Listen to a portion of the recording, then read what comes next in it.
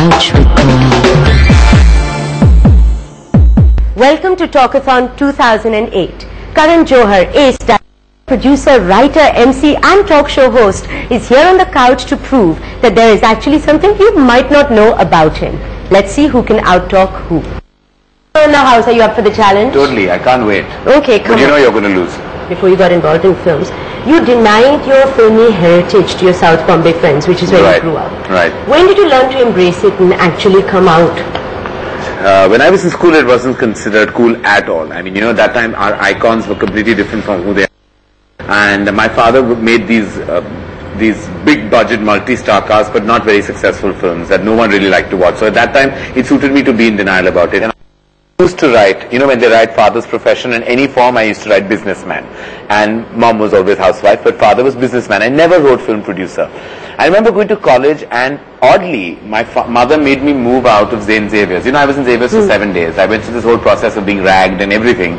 And 7 days later, I walked back home, and my mom was just weeping. She was weeping. So I said, what happened? She says, you're doing arts. So I said, so what's wrong with that? I really wanted to do arts. She says, no, boys don't do arts. Girls do arts. But she was so upset that we finally had to use political influence to kind of get out of St. Xavier's and get into HR college, which is the HR College of Commerce and Economics. But it's so strange, Koel, that strange move from arts to commerce became artistic for me in an odd way, because I met all the film and fraternity people at HR. They were all like back, you know, I was back in the movie zone like again. Who? Like Aditya Chopra and I took the same train. Train meaning I used to go from Churchgate to Grant Road and he used to go from Churchgate to Juhu. So we met at the station. Jab we met happened. It was only Adi and me.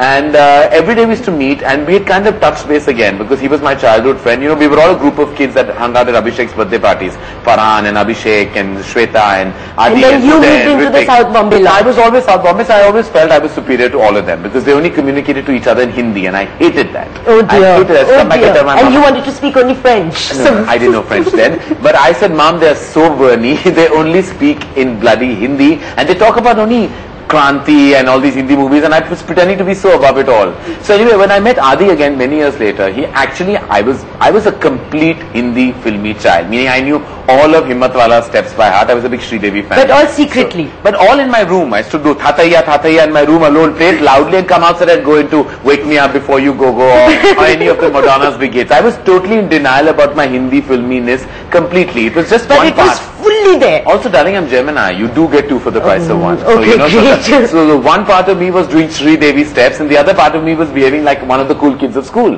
So Adi made me realize that I'm actually a retarded human being, and that I should actually go back to my first dream, which is movie making. Now, you talk about Adi Chopra and him being Yash Chopra's son.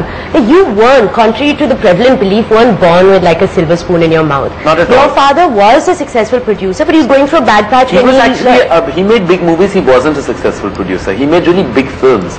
They really were monumental in terms of scale and star cast, but none of them really worked. We had a patch of about 5 to 6 disasters in a row. So when I was really in the movie, I've actually seen times where my parents wondered if they'd get invited to a party or whether they'd get premiere passes, and I had to actually call the theatre to check if G is really back or is it in front.